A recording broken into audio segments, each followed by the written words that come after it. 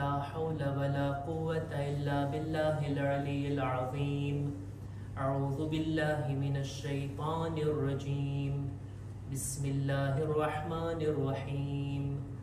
الحمد لله الذي جعل الحمد مفتاحا لذكره وسببا للمزيد من فضله ودليلا على آلائه وعظمته. ثم الصلاة والسلام والتحية والإكرام على خير خلقه وأفضل بريته حافظ سره ومبلغ رسالاته الذي سمي في السماء بأحمد وفي الأرض بأبي القاسم محمد.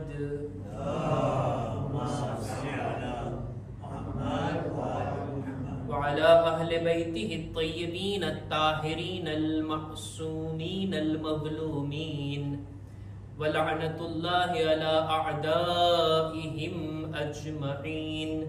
أما بعد فقد قال الله سبحانه وتعالى في كتابه الكريم. بسم الله الرحمن الرحيم. شهر رمضان الذي أنزل فيه القرآن. صلوات بر محمد وآل محمد.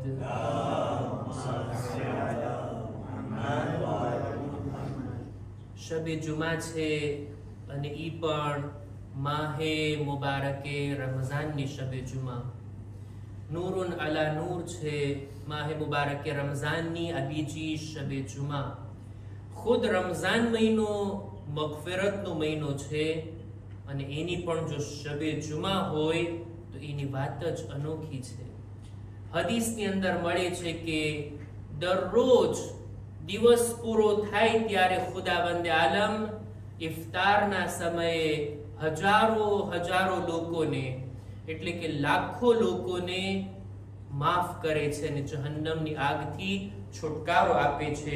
વ ઇન્ના લિલ્લાહિ તઆલા fee આખિર fully યૌમિન min શહર Ramzan ઇન્દલ iftar અલ્ફ અતીક min અન્નાર. હર રોજ ઇફતારના ટાઈમે ખુદા લાખો લોકોને હજારો લોકોને જહન્નમની આગથી છુટકારો આપે છે. પણ જો રમઝાન મહિનામાં શબે જુમા આવી જાય ફઈઝા કાનત લૈલતુલ જુમઆ વ યૌમુલ જુમઆ અઅતકા fee fully સાઅતિન મિનહા અલ્ફ અતીક min અન્નાર. Shabe Juma અને જુમાના દિવસે તો દર કલાકે ખુદા લાખો લોકોને જહન્નમની આગથી બચાવે છે. ખુદા કરે કે આપણે પણ આવી મગફિરતની અંદર શામિલ થઈએ અને ખુદા આપણી પણ આ દિવસો અને રાતોના સદકામાં મગફિરત ફરમાવે. એવા લોકોને ખુદા આ તારીખમાં આ સમયમાં જહન્નમની આગથી છુટકારો આપે છે. વકુલ્લુહુમ કદ ઇસ્તૌજબુ અલ અઝાબ.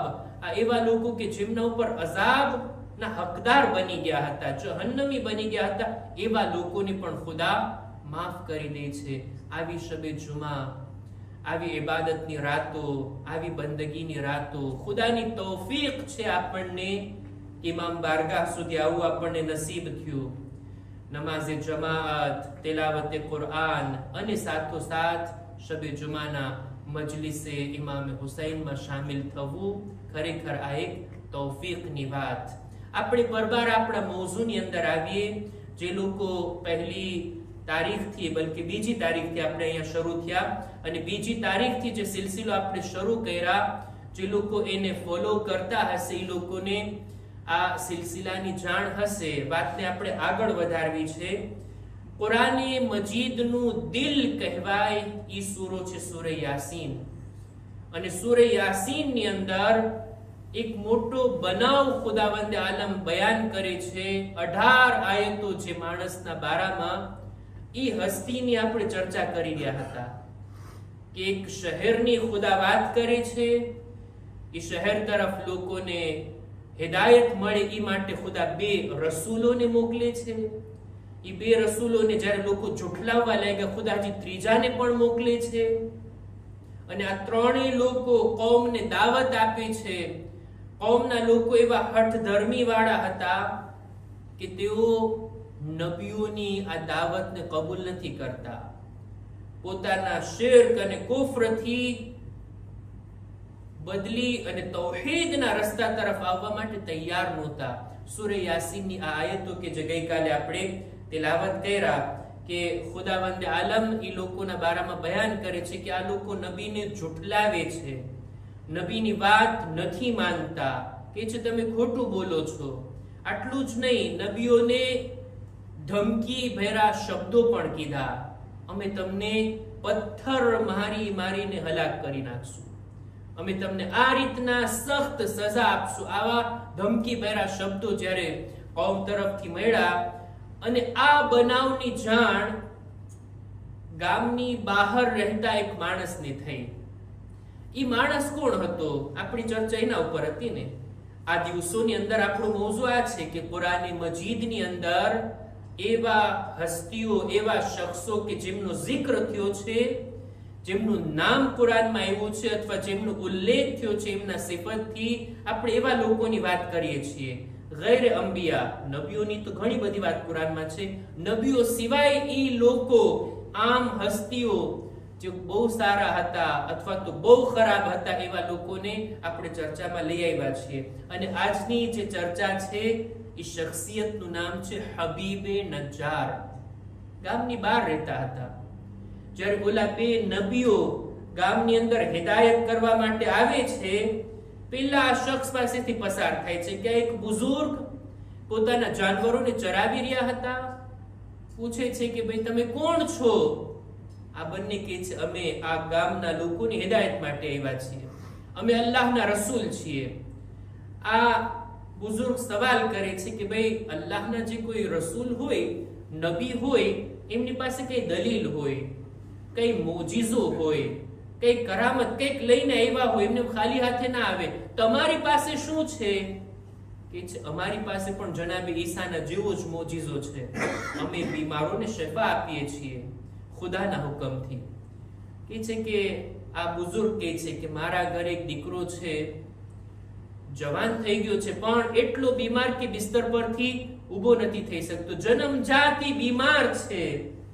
આ બંને નબીઓ આવે છે એના ઘરે, દુઆ કરે છે, એના ઉપર હાથ ફેરવવો હતો કે આ દીકરો બેઠો થાય છે, તંદુરસ્ત થઈ ગયો. અને આ બુઝુર્ગ ઈમાન લઈ આવ્યા અને આ બુઝુર્ગને આ નબીના હક હોવાની જાણકારી થઈ ગઈ. હવે આ બંને રસૂલો જાય છે ગામની અંદર, લોકોને હિદાયત કરવાનું શરૂ કરે છે. જ્યારે આ બંનેને લોકો તકલીફ આપવા લાગ્યા, ખુદાજી ત્રીજા નબીને પણ મોકલે છે. અને આ ત્રણેય હસ્તીઓ જ્યારે કોમની હિદાયત માટે ભરપૂર કોશિશ કરી લીધા અને સામેથી કોમ વાળાનું રિએક્શન જ્યારે એવું આવ્યું કે આ લોકો આ નબીને કત્લ કરવા સુધી પહોંચી ગયા. માનવું તો નથી, ઈમાન તો નથી લાવવું, જુઠલાવે પણ છે, નકારી પણ કાઢે છે અને એમના ઉપર જુલ્મ કરવા પણ ચાહે છે. આ વાતની જાણ થઈ હબીબે નજ્જારને. જેવી એને ખબર પડી કે ગામના લોકો આ રીતના વર્તાવ કર્યા નબીઓની સાથે, એટલે તરત જ ઉતાવળા પગે દોડીને ઝડપથી પોતાને પહોંચાડે છે શહેરની અંદર. અહીંયાથી ખુદાવંદ આલમ કુરાન મજીદમાં બયાન કરે છે સૂરે યાસીનની 20મા નંબરની આયત, વજાઅ મિન અક્સલ મદીનતિ રજુલુન યસઆ قال يا قوم اتبعوا المرسلين. દોડતો દોડતો એક માણસ ગામની બહારથી આવે છે શહેરની અંદર અને આવીને કહે છે, એ મારી કોમ, તમે આ અલ્લાહ તરફથી આવેલ રસૂલોની વાત માનો, એની હિદાયતની વાતને તમે સ્વીકારો. આ માણસ આવીને કૌમને સમજાવે છે અને નબીઓનો ડિફેન્સ કરે છે. આ કામ ખુદાને એટલું પસંદ આવ્યું કે ખુદા આખો આ બનાવને કુરાન મજીદમાં સૂરે યાસીનમાં વર્ણવે છે. વાત આગળ આપણે વધારીએ. આવીને કહે છે, ઇત્તબિઉ મન લા યસઅલુકુમ અજરન વહુમ મુહતદૂન. તમે આ નબીઓની વાત માનો, એની પાસેથી તમે હિદાયત લેશો ને, એ હિદાયતના બદલામાં કંઈ તમારી પાસેથી નથી ચાહતા. કોઈ જાતની મહેનતાણું, કોઈ જાતની ઉજરત તમારી પાસેથી તલબ નથી કરતા. નબીઓનું કામ ફી સબીલિલ્લાહ હતું. કૌમને હિદાયત કરતા, પણ કંઈ પણ ઉજરત કૌમ પાસેથી નહોતા લેતા. આ હક પૈગામ લઈને આવ્યા છે. આની અંદર આ નબીઓનો કોઈ સ્વાર્થ નથી. એની વાત માનશો તો ભલાઈ તમારી જ છે. આ રીતના સમજાવે છે. હજી આગળ કહે છે તમે વિચાર તો કરો, અત્યારે તમે કોની ઇબાદત કરી રહ્યા છો? એની ઇબાદત કરાય કે પછી આ નબીઓ જેની બંદગી તરફ બોલાવે છે એની વાત મનાય?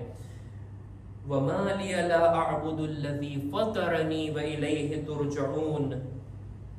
શા માટે હું એની ઇબાદત ના કરું કે જેણે મને પેદા કર્યો? એની તરફ મારે પલટીને જવાનું છે. અત્તખિદુ મિન દૂનિહી આલિહતન. શું એ ખુદા સિવાય હું બીજા કોઈને ખુદા માનવા લાગુ? યુરિદની الرحمن بضر لا تغني عني شفاعتهم شيئا ولا ينقذون. એવા લોકોને હું મારા માબૂદ અને ખુદા માનવા લાગુ કે જો ખુદા મને કઈ નુકસાન પહોંચાડવા માંગે તો આ બધા બુત મને બચાવી નથી શકતા. ખુદાની પાસે મારી કઈ શફાઅત નથી કરી શકતા. આ બુતની કઈ હૈસિયત નથી. ઇન્ની ઝલ્લ ફી ઝલાલિમ મુબીન. જો હું આ બુતને માનતો હોઉં ને તો પછી હું ખુલ્લી ગુમરાહીમાં છું. ઇન્ની આમનતુ બિરબ્બિકુમ ફસ્મઉન. હું તો એ ખુદા ઉપર ઈમાન લાવું છું કે જે આપણા બધાનો પરવરદિગાર છે અને તમે મારી વાત માનો. જો આ એકલો માણસ આ રીતના આવીને આટલી જુલ્મ કરનારી કોમને સમજાવે છે કે નબીઓની વાતને તમે માનો, એવી લોજિક ભરી વાત, એવી તર્કવાળી વાતને આ લોકોની સામે રાખે છે કે ખરેખર લોકો વિચારવા પર મજબૂર થઈ જાય. અને ત્યારબાદ હવે અંજામ શું થયું? એ લોકો કે જે નબીની વાત ન માન્યા, આ રીતના આ નેક માણસની વાત માનવાના હતા. દેખીતી વાત છે, નથી માનવાના.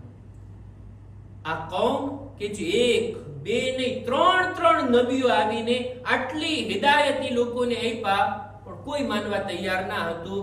આ માણસે પણ આવીને હુજ્જત તમામ કરી, એમ છતાંય માનવા તૈયાર ના હતા. હવે થયું શું? અહીંયા કુરાન મજીદની આયતોમાં હવે અહીંયા સ્ટોપ થઈ જાય છે. પછી શું થયું આપણને હવે તફસીરની અંદર મળે છે, રિવાયતોની અંદર મળે છે કે આ લોકો નબીની પહેલા તો આને કત્લ કરે છે. આ હબીબે નજ્જારને શહીદ કરી નાખે છે. અને ખુદાવંદે આલમ કેવી રીતના શહીદ કર્યા, કેવી રીતના એમને કત્લ કર્યા, એમના કત્લના બનાવને ખુદા અહીંયા બયાન નથી કરતું. ખુદા હવે આગળ એ જ બયાન કરે છે આગલી આયતમાં, ફકીલ قیل ادخل الجنة قال يا ليت قومي يعلمون. આ હબીબે નજ્જારને કહેવામાં આવ્યું કે જાઓ તમે જન્નતમાં દાખલ થાઓ. મતલબ એ શહીદ થઈ ગયા અને એમની શહાદત થાવી, શહાદત મળવી અને જન્નતમાં દાખલ થાવું બધું એક સાથે હતું. ખુદાએ તરત એમને કીધું જાઓ તમે જન્નતમાં દાખલ થાઓ. આ જન્નતમાં જઈ રહ્યા હતા ને તોય અફસોસ કરી રહ્યા હતા. હબીબે નજ્જાર કે છે યા લૈતા કૌમી યઅલમૂન. એ કાશ મારી કૌમ પણ આ વાતને જાણતી કે અત્યારે ખુદાએ મને કેવી સરસ જગ્યામાં રાખ્યો છે.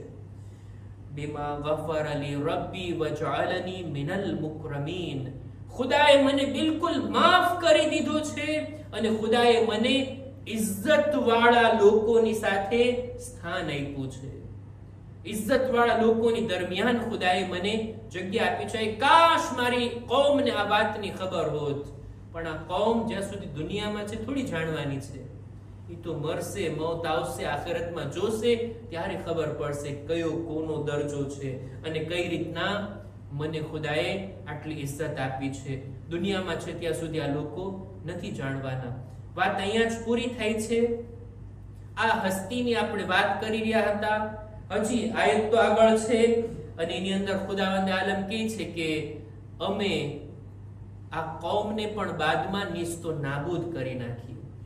આ હબીબે નજ્જારને પણ આ લોકો કત્લ કર્યા, ઓલા 3 નબીઓને પણ યા કત્લ કર્યા. એક રિવાયત પ્રમાણે યા બીજી રિવાયત પ્રમાણે આ હબીબે નજ્જારને કત્લ કરવામાં આ લોકો મશગુલ થયા અને આ 3 નબીઓ પોતે એક સુરક્ષિત જગ્યાએ ચાલ્યા ગયા અને એમની જાન બચી ગઈ અને આ કોમ બાદમાં હલાક થઈ.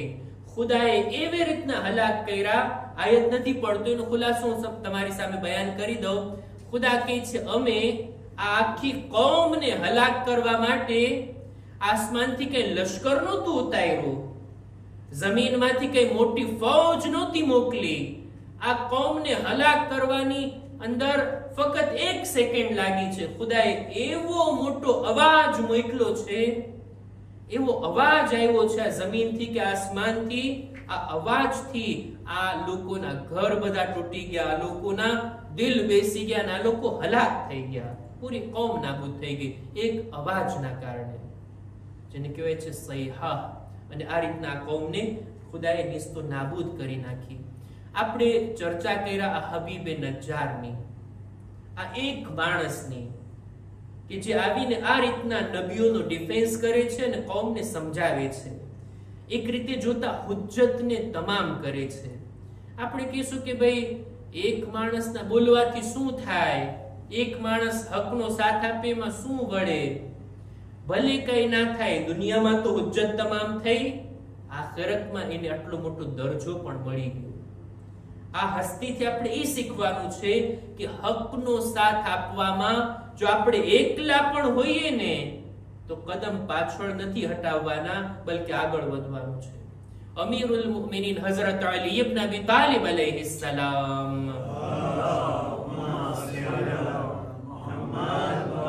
ફરમાવે છે કે લા તસ્તૌહિશુ અલા તરીકિલ હુદા લિકિલ્લત અહલે. હિદાયતના રસ્તા ઉપર ચાલવામાં લોકોની સંખ્યા ઓછી હોય ને તો તમે ડરો નહીં.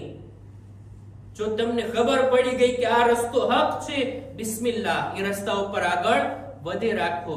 કોઈ સાથ આપવા વાળું હોય કે ના હોય, ખુદા આપણી સાથે છે હક રસ્તા ઉપર. અને હિદાયત પામેલા લોકો બહુ ઓછા હોય, દીન ઉપર ચાલવા માટેની સંખ્યા ઘણી ઓછી હોય. રમઝાન મહિના જેવો રમઝાન મહિનો છે, આવી નુરાની અને બાબરકત રાતો છે. હું એમ નથી કહેતો કોઈ હરામ પ્રોગ્રામ, કોઈ મકરૂહ પ્રોગ્રામ, કોઈ મુબાહ પ્રોગ્રામ તમે રાખો ને તો એ બધા ચહેરા તમને ત્યાં દેખાશે, એટલી ભીડ તમને ત્યાં દેખાશે. પણ રમઝાન મહિનામાં વાજિબ નમાઝ અદા કરવામાં, મુસ્તહબ ઇબાદતોમાં માણસોની સંખ્યા ઓછી હશે. આમ જ હોય. હિદાયતના રસ્તા ઉપર, દીન ઉપર ચાલવા વાળા લોકો ઓછા હોય. મૌલા કહે છે ઓછા લોકોને જોઈને તમે દિલમાં ડર ના રાખો, શક ના કરો કે શાયદ એ બધા હક પર અને અમે બધા સાવ ખોટા અહીંયા ટાઈમ પાસ કરવા માટે આવીએ છીએ. નહીં નહીં, હરગીઝ નહીં. એક માણસ જો ખુદાના માટે એક કદમ ઉઠાવે ને, કંઈક કરે ને, નબીઓનો સાથ આપવાનું કેમ ના હોય, કૌમને સમજાવવાની વાત કેમ ના હોય, એક માણસ કરે ને ખુદા એને કેટલો દરજ્જો આપે છે. આ હબીબે નજ્જાર કોઈ મોટા ખાનદાનના નહોતા, મોટા માલદાર નહોતા, કોઈ મોટી શખ્સિયત કે બાદશાહ નહોતા. સામાન્ય ગામડાનો ઇન્સાન, શહેરમાં પણ નહોતા રહેતા, ગામની બહાર રહેતા હતા, જાનવરો ચરાવનાર આ ઇન્સાન પણ ખુદાએ એમને કેટલો દરજ્જો આપ્યો. ફક્ત ખુદાની ખુશી માટે ઝડપથી આવ્યા અને વચ્ચે પડ્યા આ નબી અને કોમની દરમિયાન અને લોકોને સમજાવ્યા. આ ખુદા માટેનું કામ ખુદાએ કેટલો દરજ્જો આપ્યો. સૌથી પહેલા તો સૂરે યાસીનમાં એના આ બનાવને હંમેશના માટે જીવતો અને જાવેદાન કરી દીધો. જ્યાં સુધી કુરાન પઢાશે, યાસીન પઢાશે ને, આ હબીબે નજ્જારનો zikr એમાં આવવાનું છે. અને આટલું જ નહીં, હદીસની અંદર મળે છે એક મર્તબો છે, એક મકામ છે જેને કહેવાય સિદ્દીકીન છે ને, મિનન નબિયીન વશુહદા વસ્સાલિહીન વસિદ્દીકીન. સિદ્દીકીન એક મર્તબો છે, એક મકામ છે. રસૂલે ખુદા ફરમાવે છે કે સિદ્દીકીન ફક્ત 3 હસ્તીઓ છે. કોણ કોણ? સૌથી પહેલા આ હબીબે નજ્જાર, બીજું મુમિને આલે ફિરഔન કે જેનું વાક્ય હમણાં 2 દિવસ પહેલા જ આપણે બયાન કર્યા, મુમિને આલે ફિરૌન, ઈ પણ સિદ્દીકીનમાંથી. અને ત્રીજા અમીરુલ મુમિનીન હઝરત અલી ઇબ્ન અબી તાલિબ અલૈહિસ સલામ.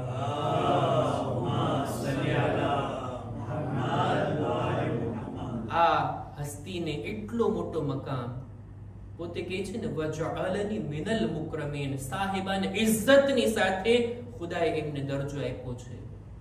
આ હસ્તીથી એક વાત આપણે શીખવી જોઈએ, તે આ કે જિંદગીમાં કોશિશ કરીએ અમુક કામો ફક્ત ખુદા માટે કરીએ, બીજો કોઈ સ્વાર્થ ના હોવો જોઈએ.